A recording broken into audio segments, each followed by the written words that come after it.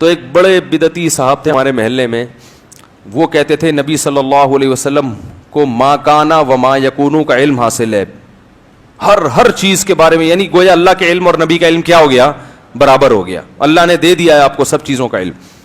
تو ہم چلے گئے, بچے تھے, ہم نے ان سے پوچھا جا کے کہ حضرت یہ تو آپ کہہ رہے ہیں سب کچھ ہی پتہ چل گیا ان کو, تو اس کی دلیل کیا ہے؟ انہوں نے قرآن کی آیت پڑھی وما هو علی الغیب بضنین, ہمارے نبی غیب پر بخیل نہیں ہے. یعنی اللہ نے جو نبی کو غیب کا علم دیا تو ہمارے نبی اس میں بخیل نہیں ہے. بخل کہتے ہیں نا کہ اپنے پاس رکھ لینا چیز کو سنبھال کے, بخیل نہیں ہے, سخاوت کرتے ہیں اس علم میں. تو میں نے فوراً ان کو جواب دیا, میرے دماغ میں اس کا جواب, میں نے کہا بھائی اس سے کلی علم, سارا علم غیب مراد نہیں ہے. کہنے لگے کیوں؟ میں نے کہا اگر سارا علم غیب مراد ہوتا تو نبی پھر سارا علم غیب امت کو دیکھ کر جاتے. اگر کچھ اپنے پاس رکھتے تو بخل لازم آتا کہ نہیں آتا؟ تو قرآن تو کہہ رہا ہے وما هو علی الغیب بضنین. یہ تو بعد میں پھر میں نے گرامر پڑھی تو اور کچھ اس میں نقطے نکلے, جب اس وقت مجھے کچھ بھی نہیں آتا تھا, یعنی گرامر میں پتا چلا اس میں تو آتا ہے ذرہ برابر بھی بخل نہیں کرتے. بضنین میں بات تاکید کے لیے, ما ہوا علی الغیب بضنین, نبی کو اللہ فرماتے ہیں ہم نے جو غیب دیا اس میں ذرا بھی بخل کا سے کام نہیں لیتے. سارا امت کو کیا کر دیا آپ نے؟ بانٹ دیا, کچھ بھی نہیں, یعنی اس میں بخل نہیں کیا آپ نے.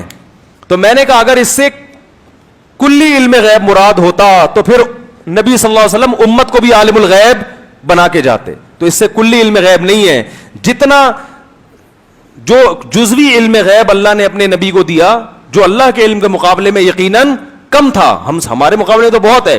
تو ہمارے نبی نے جو علم غیب اللہ نے بانٹنے کو کہا امت کو, اس میں نبی نے بخل سے کام نہیں لیا. تو شریعت کی جتنی ضروری چیزیں تھیں, قبر کے احوال, قیامت کے احوال, جو بھی اللہ نے نبی صلی اللہ علیہ وسلم کو بتائے, اور وہ ایسی باتیں جن کا امت کے عملی زندگی سے یا دین کی زندگی سے تعلق ہے, تو اس میں نبی نے ذرا بھی بخل سے کام نہیں لیا, اور وہ سارا امت کو دے کر گئے نبی صلی اللہ علیہ وسلم. حضور فرماتے ہیں فرشتے کسی امر میں بحث کر رہے تھے, تو اللہ تعالیٰ نے فرمایا کہ محبوب یہ فرشتے کس معاملے میں بحث کر رہے ہیں؟ تو میں نے کہا لا ادری, مجھے اس کا ادراک نہیں کہ وہ کیا کہہ رہے ہیں. تو پھر اللہ نے اپنا دست قدرت میرے دو کندھوں کے درمیان رکھا. دست قدرت یہاں آیا, ٹھنڈ سینے میں پڑ گئی.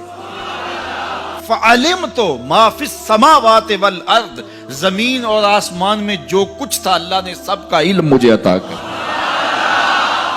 سینے میں نور آ گیا, سینے میں علم آ گیا. کائنات کی کوئی شے ایسی نہیں ہے جو حضور علیہ الصلوۃ والسلام نہ جانتے ہو.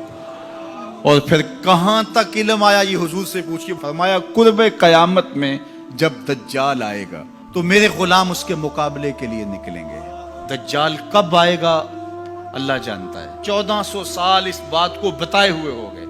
کہا قرب قیامت میں دجال آئے گا, میرے غلام اس کے مقابلے میں نکلیں گے. انی لعارف اسماءہم, میں اپنے ان غلاموں کے ناموں کو جانتا ہوں. کب؟ جو قرب قیامت میں آئیں گے. میں آپ کے ناموں کو نہیں جانتا. آپ 2 سال, 4 سال, 5 سال سے میرے پیچھے جمعۃ المبارک پڑھ رہے ہیں. شکلوں کو پہچانتا ہوں, ناموں کو نہیں جانتا. کئی لوگ بڑے شوق سے کہتے ہیں جناب وہ نذیر صاحب, ندیم صاحب, فلاں صاحب, وہ آپ کے, میں کہتا ہوں تصویر دکھاؤ گے تو میں پہچانوں گا. تو اتنے لوگوں کے نام میں یاد نہیں رکھتا. تو جب میں آپ کے نام نہیں جانتا جو ہر جمعۃ المبارک کو یہاں آتے ہیں, تو جہاں 2 مہینے کے بعد درس قرآن دینے جاتا ہوں تو وہاں کے لوگوں کے نام کیسے جانوں گا؟ اور پھر جو سوشل میڈیا پہ سنتے ہیں اور میں ان کو دیکھا بھی نہیں, ان کے نام کیسے جانوں گا؟ اور میرے حضور کیا کہہ رہے ہیں کہ قرب قیامت میں جو دجال آنے والا ہے اور میرے غلام جو اس کے مقابلے میں نکلیں گے, میں ان غلاموں کے ناموں کو جانتا ہوں. بات ختم یہاں نہیں ہوئی, یہاں ختم ہو جاتی پھر بھی کافی تھا, لیکن میرے حضور نے آگے بھی بات فرمائی. وَأَسْمَاءَ آبَائِهِمْ, ان کے باپوں کے ناموں کو بھی جانتا ہوں. ان کے باپوں کے ناموں کو بھی. کہانی ختم نہیں ہوئی, بات آگے فرمائی. وَأَلْوَانَ خُيُولِهِمْ, جن گھوڑوں پہ چڑھ کے جہاد کریں گے میں محمد ان گھوڑوں کے رنگوں کو بھی جانتا ہوں. کون سا غلام، کس کا بیٹا، کس قبیلے کا فرد کس رنگ کے گھوڑے پہ بیٹھ کے جہاد کرے گا؟ کہا میں سب جانتا ہوں۔ یہ کیوں جانتے ہیں؟ دستے قدرت حضور کے کندھوں پہ آیا۔ وہ کہتا ہے الرحمن علم القرآن، یہ تلمیذ رحمان ہے، میں نے پڑھایا ہے۔